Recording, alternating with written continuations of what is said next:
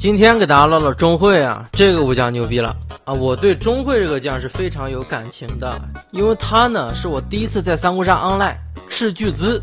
2998元宝，30块钱人民币买的。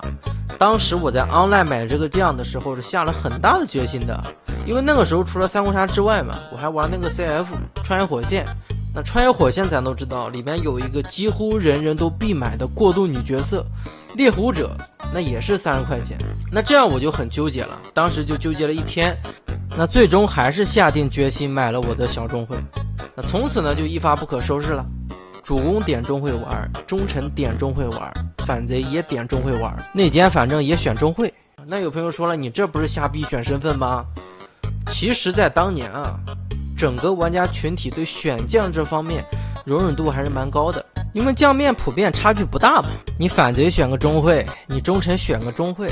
也不是说就罪该万死，对吧？你钟会里面名字带个忠字，你能不是忠臣吗？当时我就是喜欢玩钟会，就是喜欢他的个性，喜欢他的叛逆。我并不想当别人的附庸啊，我也不想给别人打工，我也不想贡献我自己，我就是想让自己做大做强，不想路径依赖，就是想走出来自己的路，和钟会一样当一个桀骜的野心家，哪怕最后可能会像钟会一样就失败了。当然这个心态并不是很成熟，该路径依赖还是要路径依赖的啊，人生的路还是要一步步慢慢走的。你是个高中生还没高考呢，你就想出来当网红，那也是扯淡。我推崇的是钟会所表现出来的那种主宰自己人生甚至主宰世界的强者思维、强势文化。别成天想着等靠要，别人看不起你，那你就努力做成给他看，这仇我记下了。只要你做的事情是有行业基础、有上升途径的，那你就可以做。钟会这个技能你看似很不动白很呆，其实很灵性。当你受到一点伤害后，你可以摸一张牌，然后将一张手牌置于武将牌上，成为权啊，你的手牌上限加 X 为权的数量。那这是什么意思？这是别人讥讽你，别人看不起你，别人伤害你之后，对你没关系，你暂且把这口气先咽下去，但是咱不能忘，咱就要小心眼儿，就要承认自己的虚荣心和好胜心，就要偏执。每一个权都是我成功路上的基石，有了3个权，到我的回合我就可以自立，可以觉醒了，获得牌1，获得很强的个人能力。那这个时候你就可以将你自己的能力证明给以前讥讽你、看不起你、伤害你的人看了。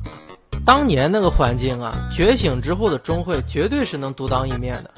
当主公能和反内轻松周旋啊，当内奸也有一定的控场能力。钟会在当年他一直不是顶级内奸，他没有大嘴那样的破坏力，但他绝对是容错率最高的内奸，就处在场上慢慢的和他们消耗，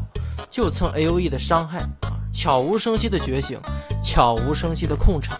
悄无声息的进入优势对局，这就是钟会。有人说钟会觉醒后啊，获得的技能牌意啊，这个技能名取得不是很好。牌意啊，你这个技能设计出来的本意应该是想对对手进行牌意，让他摸牌，从而你对他打伤害。但实战中咱也都知道，你想靠牌意打伤害，那100局也见不到1局。这个牌意啊，大概率只能给己方摸，给队友摸都不太实在。那其实我觉得设计师应该就是想一语双关，你牌意你不一定要让别人弱啊，让别人死，在乱世中你让自己强起来，别人也会去顺从你的。对，钟会这个将，有人说他毒瘤啊，有人说他没啥游戏体验，还破坏队友的游戏体验，但是咱不得不承认啊，这个将他是一个非常有个性的将。OK， 这是钟会，下一期我们讲借钟会。这仇我记下了，先让你得意几天。时机已到，今日起兵，欲取天下，当在此时。